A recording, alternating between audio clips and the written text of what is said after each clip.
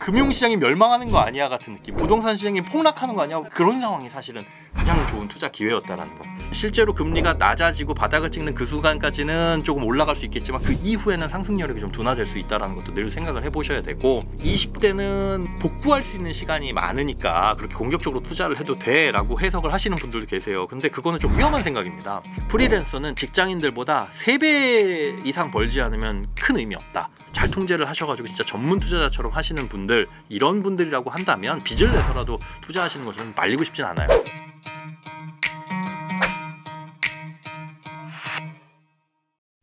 이번 달에 이제 연준이 금리 인하 단행하면서 연내 2차례 추가 인하 가능성도 제기되고 있거든요. 네. 이럴 때 어떤 자산에 투자하는 게 유리할까요? 이것도 사실 늦었죠. 이럴 때 투자하기에는 아마 다 그런 기분 드실 거예요. S&P 500 뭐 S&P 500 모르면 그거라도 하라 그러는데 지금 너무 비싼 거 아니에요?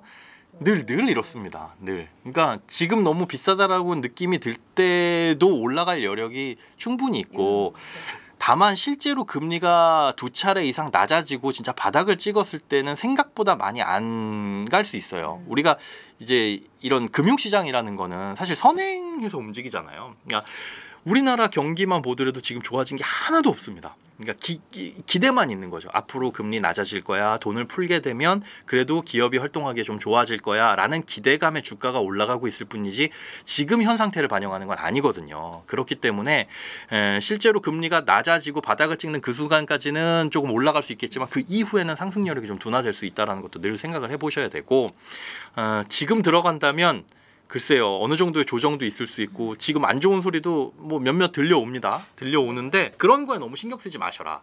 신경 쓰지 마시고, 늘 안 좋다라고 할 때가 가장 기회였으니까, 제가 작년 말부터 오프라인 강연에서 늘 말씀드렸거든요. 이제부터는 현금 준비하시고 지금 들어갈 준비 하셔야 됩니다. 그런데 그럴 때일수록 워낙 이제 그 신문 기사들을 보면 금융시장이 멸망하는 거 아니야 같은 느낌, 부동산 시장이 폭락하는 거 아니야? 예, 그런 이제 불안한 그런 상황이 사실은 가장 좋은 투자 기회였다라는 거. 그리고 지금도 저는 코로나를 빗대어 얘기해주면, 코로나가 딱 처음에 터지고 나서 한 2020년 3월 정도가 우리가 1,500선이 붕괴를 하고 한 6개월 뒤에 2,400선이 돌파를 했거든요. 그쯤의 느낌. 그러니까 그때도 야 이제는 고점 찍었구나, 이제는 꼭대기다, 위험하다라고 얘기했는데 그 이후로 3,000이 넘어갔잖아요. 그러니까 아직까지도 상승 여력은 충분히 있다.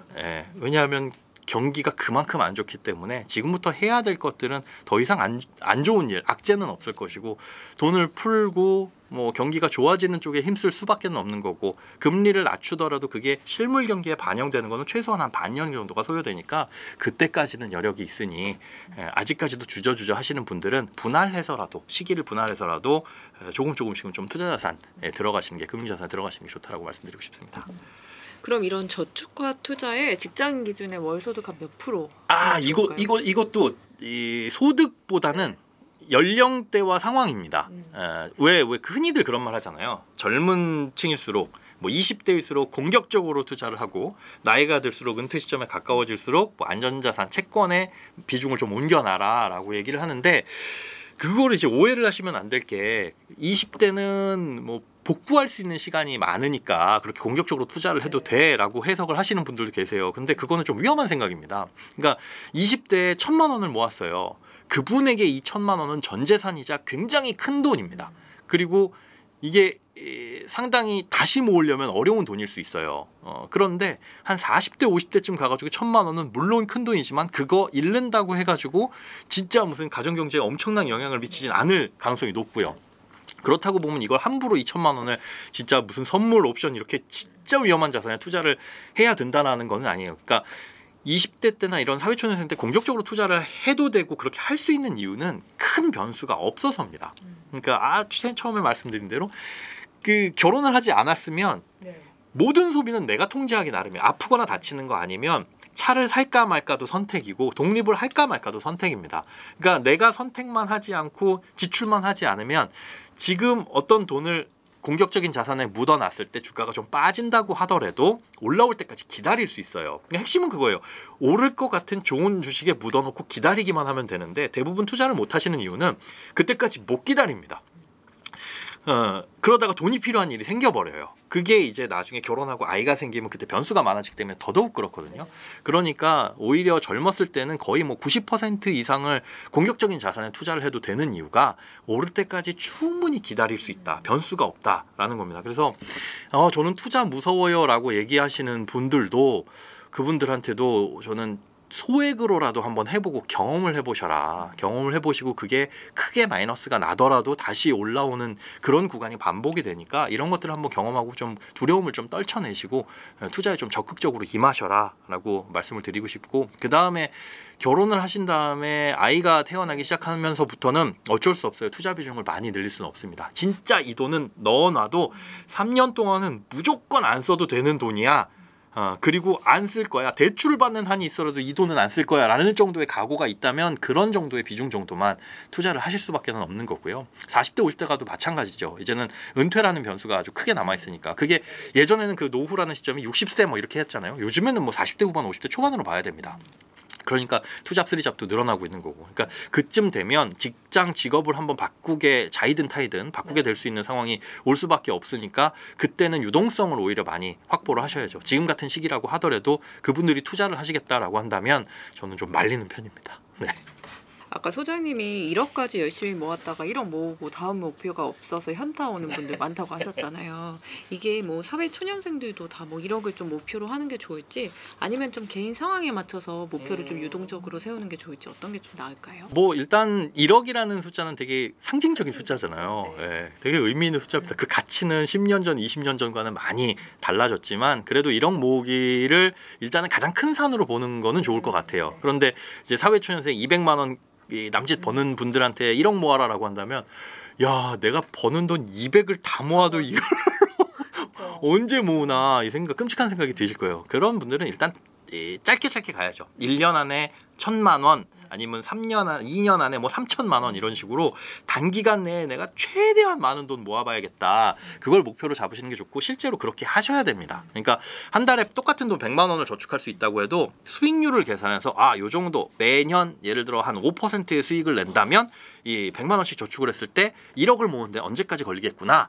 그럼 그때까지 내가 저축을 해야지 라는 식으로 이렇게 길게 가는 것보단 단기간 내에 빨리 목돈을 마련하고 그 돈을 굴리는 방법을 다시 공부하는 게 낫거든요. 이게 이제 종잣돈이 얼마나 되느냐 그 힘인데, 우리가 10만 원을 가지고 100%의 수익을 내봐야 10만 원입니다. 100%의 수익을 내는 거는 상당히 힘들고, 근데 오히려 그걸 반대로 착각을 하세요. 그러니까 돈이 없을 때는 수익을 많이 내야 된다라고 생각을 하는데 그게 굉장히 위험할 뿐더러 그렇게 내기도 힘들죠. 그런데 한 1억 정도가 있으면 수익을 1%만 내도 100만 원이잖아요. 근데 그 수익 1% 내는 건 CMA 통장에 넣어놔도 세금 떼고 못 떼고 해도 1%가 훌쩍 넘으니까, 그러니까 시드가 커야 된다라는 겁니다. 근데 그 시드를 단기간 내에 마련할 수 있는 방법은 저축익 늘리는 것밖에 없어요. 원금을 많이 투입하는 거. 그러니까 수익을 아무리 많이 내봐야 거기서 왔다 갔다 하다가 오히려 원금을 크게 까먹을 수 있으니까 그런 거 단기간 내에 제발 욕심 버리셔라. 간혹가다 뭐 유튜브 이런 거 보면 주식으로 성공했어요, 뭐 코인으로 성공했어요 하는 분들 있지만 그건 정말 몇백만 명 중에 한 명 운 좋은 케이스. 나도 저렇게 될 수는 있겠지만 우리 모두 다 복권 당첨될 가능성은 있잖아요. 하지만 그 복권에다가 모든 걸 올인할 수 없는 것처럼 그런 거는 그냥 야, 나한테도 일어났으면 좋겠다 정도의 행운 정도로 보셔야 되고, 저축이라는 거는 내 노력, 그게 거의 99.9%라고 보셔야 됩니다. 투자 경험이 전혀 없는 분들 같은 경우에는 어떤 투자부터 조금 하면 좋을까요? 예전에는 그냥 펀드 같은 거 해보셔라라고 말씀을 드렸는데, 사실 펀드는 묻지마 투자예요. 그냥 펀드 매니저한테 모든 걸 맡겨놓고 그 사람이 알아서 주식을 샀다 팔았다, 채권을 샀다 팔았다 하는 거라 그냥 운입니다. 어떤 펀드를 고르냐. 그래서 그 펀드, 좋은 펀드 고르는 거에 시간 낭비하지 마세요. 좋은 펀드를 그냥 과거 수익률이 높은, 쭉 장기적으로 높은 수익률을 내준 펀드가 좋은 펀드입니다. 근데 그런 펀드 매니저가 앞으로도 잘하겠지라고 기대하고 가는 거라서 이건 약간 묻지마 투자라, 실제로 투자를 해보셔도 별 재미 없을 거예요. 그냥 딱 지역만 고르는 정도. 중국 펀드, 뭐 미국 펀드, 뭐 국내 펀드 요 정도에서라서 이런 것보다는 내가 그래도 좀 관심을 가지고 투자를 해보고 싶다라고 하면 가장 쉽게 접근할 수 있는 게 ETF죠. 아무래도. 그리고 내가 관심 가는 분야라든가 일하고 있는 분야, 이런 분야는 못해도 5년 후 10년 후에는 뭐가 돼도 될 것 같아. 뭐 예를 들어 저도 그런 분야는 아예 지식이 전무하지만 AI라든가 아니면 뭐 친환경이라든가 이런 부분들에 있어서 과거에 로부터의 발전 속도를 보면 상당하잖아요. 앞으로 5년 뒤, 10년 뒤에 이거는 돼 있을 것 같다라고 하는 그런 섹터가 있다면 우리가 상상하는 모든 건 ETF 시장에 다 상장돼 있거든요. 그런 거를 투자를 해보시되 공부하고 투자할 생각은 하지 마셔라. 그러니까 무슨 소리예요? 투자는 공부해야 되는 거 아니에요? 그 공부를 책으로 하고 유튜브로 배우고 이래가지고 나중에 투자를 다 공부하면 해야지라고 하면 영영 못합니다. 봐도 모르거든요. 그러니까 돈이 한 10만 원 정도 있다. 그걸로 바로 지금 주식 계좌 개설해가지고 ETF가 뭐지 찾아가지고 이런 것도 있구나. 한 주 사보시고 사봐야지 관심도 가고 경험이 되거든요. 주식을 한 번도 사보지 않은 사람은 예전에 저는 그 대단히 인상 깊은 기억이 하나가 있는데 군대에서 이제 같이 있었던 저희 한창 까마득한 지금은 동생 입벌인데 그때 당시에 2000년대 초반이었으니까요. 주식 뭐 얘기를 하니까 주식시장 얘기를 하니까 옆에서 이 친구가 듣고 있다가 그 주식은 어디서 사는 거냐 주식시장이 어디예요라고 물어보더라고요. 그래가지고 그냥 얘 놀리려고 그게 청량리 쪽에 가면 경동시장 옆에 있어라고 얘기하니까 그걸 진짜로 고지부터 경동시장 어디 찾아가면 되냐. 이렇구나. 관심이 없으면 그렇죠. 당연히 이럴 수 있구나. 지금에야 당연히 그런 사람이 어딨어 하겠지만 옛날 사람 아닙니다. 그렇겠지만 안 해보면 주식 투자를 되게 간단하죠. 돈 넣고 사면 되는 걸 안 해보면 되게 멀게 느껴지거든요. 그걸 만약에 책으로 공부하죠. 그러면 무슨 최유리 지정가부터 시작해가지고 가격 쓸데없는 거 공부하게 됩니다. 그러지 말고 한 주 사보고 그 다음에 이게 왜 그런 거지 궁금하게 되면 그때부터 찾아보셔라. 찾아보셔라. 도대체 상한가는 뭐고 하한가는 뭐야? 이런 거 그때 찾아보셔도 늦지 않으니까 그냥 소액으로 한번 경험해 보시고 그 다음에 이제 공부가 어느 정도 되고 알겠다 싶으면 그때 이제 제대로 된 내 돈을 집어넣는 포트폴리오 구성해서 집어넣는 투자가 시작되는 거죠. 네. 최근에 또 보면 ISA 계좌가 투자 필수품처럼 좀 주목받는 분위기인데 뭐 어떤 장점이 있어서 일단 이렇게 주목받을까요? 네, ISA는 뭐 3년을 유지하면 비과세 통장이다라는 거가 사실 집중이 되어 있는데 사실 그거보다는 그 3년을 유지하고 깨면 비과세를 일부 해주고 나머지는 저율과세를 해줘요. 근데 여기 핵심이 있습니다. 깨면 이제 그때 가서 세금을 매긴다는 거. 그러니까 깨기 전까지는 아예 비과세입니다. 예, 그러니까 그 안에서 뭐 주식을 샀다 팔았다 뭘 하든지 간에 우리가 일반 계좌에서 뭐 해외 관련된 ETF를 샀다 파는 순간 여기에서 발생한 이익에 대해서 15.4% 과세를 하거든요. 그러니까 100만 원 투자해서 이게 2배가 됐네, 200이 됐네. 이걸 팔면은 이 수익 100만 원에 대해서 15만 4천 원을 떼고 돈이 들어오니까 이걸 다시 재투자하는데 비용이 계속 중간중간 발생을 합니다. 예, 운전을 하다가 계속 급브레이크를 받는 거나 마찬가지인 거죠. 근데 ISA는 그 중간에 판다라고 하더라도 여기에서 발생하는 세금이 전혀 없고 그걸 그대로 재투자할 수 있으니까 그게 1번 장점이고 그다음에 손익과 이제 수익과 손실을 상기한다라는 거. 어디에서 수익이 많이 나고 어디에서 손실이 났다. 이런 경우에는 플러스 마이너스 속된 말로 퉁 쳐가지고 실제 순수익이 얼마야? 요거를 가지고 이제 세금을 계산하다 보니까 전체적인 투자를 할 때는 상당히 효율이 높아질 수 있다라는 장점이 있죠. 그러니까 ISA는 무조건 만들어야 하는, 안 만들 이유가 없고 만들 수 있다면 반드시 만들어야 되는 계좌입니다. 아직도 안 만드신 분들은 올해가 가기 전에 요거 한도는 2000 이런 식으로 계속 2월이 되니까 안 만드신 분들은 빨리 만드시기 바랍니다. 그러면 계좌에 그럼 담지 말아야 할 것과 소장님이 실제로 좀 넣어두신 종목 궁금합니다. 저도 지금은 웬만한 돈은 맡깁니다. 제가 이제 직접 투자하는 계좌도 있고 ISA나 뭐 연금저축이나 IRP 이런 계좌들은 물론 이제 직접 ETF도 사고 팔고 했었는데 아무래도 요즘에 보면 그런 서비스들이 되게 많아졌어요. 그러니까 ISA나 IRP 연금저축 계좌를 내 돈을 누구한테 맡기는 건 아니에요. 그러니까 보통 이제 투자 자문이라고 해가지고 계좌를 어떻게 개설을 하게 되면 그 계좌에 대한 주문 권한을 그 사람한테 주는 거죠. 그리고 요거 지금 사야 됩니다, 팔아야 됩니다라는 승인 버튼만 누르면 되는데 이게 과거에는 돈이 많은 부자들이나 증권사가 가지고 이 소수들만 가능했던 건데 요즘은 그런 서비스들을 앱에서 찾아보시면 많이 있어요. 수수료도 굉장히 쌉니다. 1년에 해봐야 쌓인 돈의 0.5% 정도. 그런데 밥만 먹고 그 투자만 연구하시는 분들이 굴려주는 것과 그냥 내 노력으로 하는 것과는 차이가 있어요. 그리고 이게 이제 사람인지라 내가 직접 투자를 하게 되면 저는 그렇더라고요. 해서는 안 될 짓을 꼭 하게 되더라고요. 그리고 나중에 후회를 요거 요때 이렇게 손절했으면 안 되는데 요때 들어갔으면 안 되는데 안 되는 거 알면서도 욕심해. 근데 그런 것들을 이제 객관적으로 제3자가 해주면 그런 부분을 버릴 수 있다. 근데 개인이 투자하고 싶은 건 일반 계좌에서 하시고 ISA나 IRP 연금저축 같은 경우는 그런 서비스들 찾으셔가지고 맡겨놓으시는 거를 저는 추천을 드리고 뭐 개인적으로 운용을 하는 ISA라고 한다면은 증권사에서 그 중개형 ISA를 계좌를 개설하셔가지고 하셔라. 은행에서도 물론 ETF나 이런 거 거래할 수 있는 이 요령이 있기는 하지만 이게 실시간 거래는 안 되거든요. 그래서 ISA는 1인 1계좌이기 때문에 가급적이면 증권사에서 만드셔가지고 거래를 하시는 게 좋을 것 같습니다. 프리랜서나 이제 소득이 좀 일정치 않은 개인 사업자 분들의 경우에는 네. 돈 관리가 정말 어렵잖아요. 어렵죠. 이런 분들이 좀 유념할 재테크 팁이라면 뭐가 있을까요? 이분들이야말로 진짜 자기 절제가 제일 중요한 것 같아요. 월급이 없고 오히려 또 많이 버는 것처럼 보이는 경우가 많이 있거든요. 그런데 프리랜서는 직장인들보다 3배 이상 벌지 않으면 큰 의미 없다. 라고 말씀드립니다. 자, 국민연금 내가 100% 다 내야 되죠. 건강보험료 내가 다 내야 되죠. 퇴직금 없죠. 이런 것들을 계산해 보면 직장인들 월급 500만 원 받는데 프리랜서가 1000만 원을 받는다라고 한다면 비슷비슷하거나 그 밑이에요. 오히려 고용도 되게 불안하고요. 그래서 한 3배 정도 벌면 할만해요. 그런데 그렇게 벌면 진짜 내가 돈 많이 버는 것 같거든요. 그럼 이제 지출 늘어날 수 있는데 여기에 이제 세금 낼 거 이런 것들 생각을 하면 연말정산도 안 되잖아요. 경비 인정 받을 것도 거의 없고. 그런 지출을 내가 제대로 통제하지 못하면 정말 돈 관리하기 힘든 게 프리랜서 자영업자분들입니다. 이런 분들은 일단 비상금 많이 갖고 계셔야 되고 일반인보다 훨씬 6개월 동안 내가 소득이 끊기는 경우에는 어떻게 대비할 거야? 내가 아프면 그럴 수밖에 없잖아요.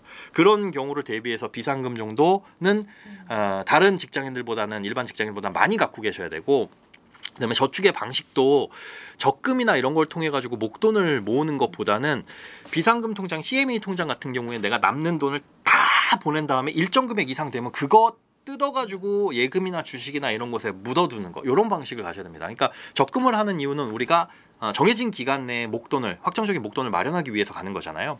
근데 프리랜서는 사실 그렇게 따박따박 해가지고 기간을 기다릴 필요가 없어요. 그러니까 500만 원 모을 거야 라고 한다면 어떤 달은 많이 들어가고 어떤 달은 적게 들어온 달 그걸 굳이 플랫하게 나눠가지고 1년을 기다릴 필요는 없는 거거든요. 그래서 CMA 통장에 내가 통제 잘해가지고 남는 돈을 다 빡빡 긁어 모은 다음에 목표로 하는 금액이 뭐 예를 들어 300이다 500이다 이만큼 되면 그거 뜯어가지고 예금 뜯어가지고 주식 이런 식으로 넣으셔야 된다. 그러니까 결국은 그걸 빼가지고 지출 이렇게 하지 않으려면 자기 절제가 대단히 중요하다라는 거 요거를 좀 시스템적으로 갖춰 놓으셨으면 좋겠어요. 그러니까 지출 통장에 대해서는 체크카드를 따로 만들어 가지고 나는 이 금액만큼만 한 달에 소비를 할 거야 이렇게 시스템적으로 가둬놔야지 안 그러면 이제 허리띠 풀러가면 살찌는 것처럼 조금씩 늘어나다 보면 어느 순간 내가 왜 한 달에 몇백을 쓰고 있지 이런 상황이 와버릴 수밖에 없으니까 그렇게 시스템을 갖춰놓고 지출통장 따로 만들어가지고 소비를 하시는 걸 추천드립니다.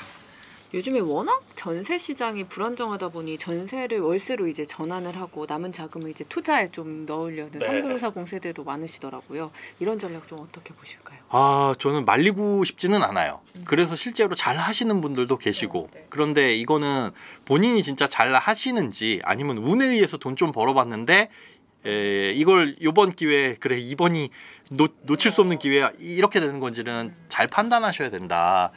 그러니까 이게 나이가 많고 적음하고는 또 돈이 많고 적음하고는 상관이 없는 것 같아요. 투자라는 것도 아무리 위험한 투자라고 해도 진짜 재능이 있으시고 자기 절제 잘 하시는 분들은 뭐 선물 투자해가지고도 돈 잘 버시고 차트 보고 단타 매매해서 돈 잘 버시는데 그게 똑같은 투자를 함에 있어서 똑같은 소득이고 똑같은 나이라고 하더라도 다른 결과가 나올 수 있거든요. 그러니까 투기성으로 접근하시는 분들이 있고 정말로 자기 절제 잘해가지고 어느 정도는 손절하고 딱 오늘은 이거 잃었으면 그만해 내가 수익을 봐도 익절 요만큼만 해라고 잘 통제를 하셔가지고 진짜 전문 투자자처럼 하시는 분들 이런 분들이라고 한다면 빚을 내서라도 투자하시는 것을 말리고 싶진 않아요. 왜냐하면 어떻게 보면 그건 기회가 될 수 있는 거니까요.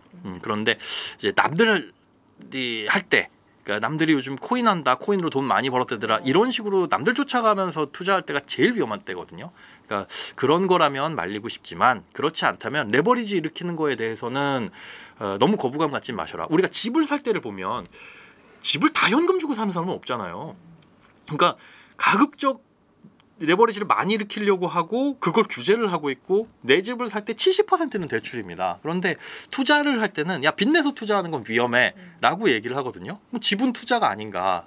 근데 그 금융투자나 이런 거에 있어서는 우리가 보수적으로 그렇게 생각을 하는 이유가 아마 단기간 뭔가를 하려는 생각 때문에 그런 것 같아요. 지분 우리가 뭐 한 1년 2년 바라보고 집값 바짝 오르면 팔아버리고 말 거예요. 이렇게 접근하는 게 아니라 사두고 우리가 길게 유지를 할 겁니다. 이러니까 조금 레버리지 일으키는 거에서 너그러운데 금융투자는 단기간 내에 어떻게 하려다가 안 되면 그거 어떡할 거야. 빚 어떻게 갚을 거야. 이런 식으로 접근하니까 좀 보수적으로 보는 것 같거든요. 그러니까 그런 마인드도 조금은 다른 시각에서 볼 필요는 있지 않나. 충분히 기회가 온다면 그거 전세로 깔고 앉아 있는 돈은 되게 아까운 돈이죠. 월세로 전환하거나 아니면 전세로 가지 않거나 그 돈을 잘 활용을 하시는 건 저는 나쁘지 않다고 봅니다. 그러면 이제 이재명 대통령 시대가 돼서 코스피에 대한 기대감이 이제 커지고 있으니까 네. 그럼 주식 투자를 하는 게 좋을지 부동산 투자를 하는 게 좋을지 소장님은 어디에 좀 더 무게를 두실까요? 저는 부동산이요. 네.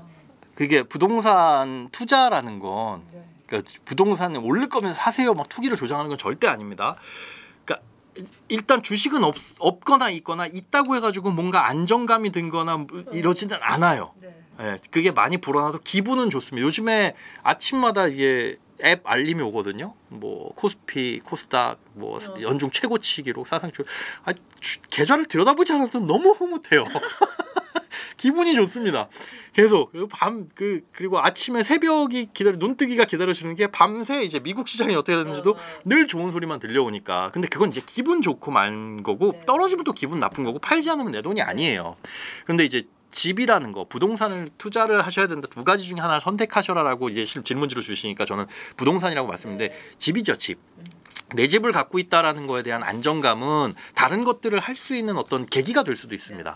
나는 요거 하나는 일단 이뤄놨으니까 그 다음에 무엇을 해볼까라는 도전도 할 수가 있는데 그렇지 않다면 주식만 이렇게 갖고 있다면 물론 이 돈이 어마어마하게 크다면 언제라도 집을 살 수 있을 정도로 그럴 정도라면 뭐 집을 사든 주식 투자를 하든 별 차이가 없겠죠. 그런데 둘 중 하나를 선택해야 되는 상황이라면 일단 해야 될 것부터 해놓고 그 다음을 생각을 하자. 그리고 그 시기가 지금 그렇게 나쁘지는 않으니 지금 정책도 그렇잖아요. 서민들의 주택 마련을 위해서 주거 안정시키고 그렇다고 한다면 집을 살 수 있는 기회를 더 넓혀주겠다. 무주택 서민들한테는 이라는 거니까 이런 기회를 사실 10분 활용하셔야 된다. 지금 집을 살 수 있는 링이 있다면 그 링 위에 올라올 수 있는 건 실수요자들밖에 없어요. 이미 다주택자들은 2주택, 3주택 사면서부터는 아예 그냥 투자 가치는 굉장히 안 좋아지거든요. 세금이나 각종 규제 때문에. 그러니까 이렇게 우리들끼리만 경쟁할 수 있는 상황에서 현실적으로 접근하셔가지고 집부터 마련을 하시는 게 저는 가장 현명하지 않나 그렇게 생각이 됩니다.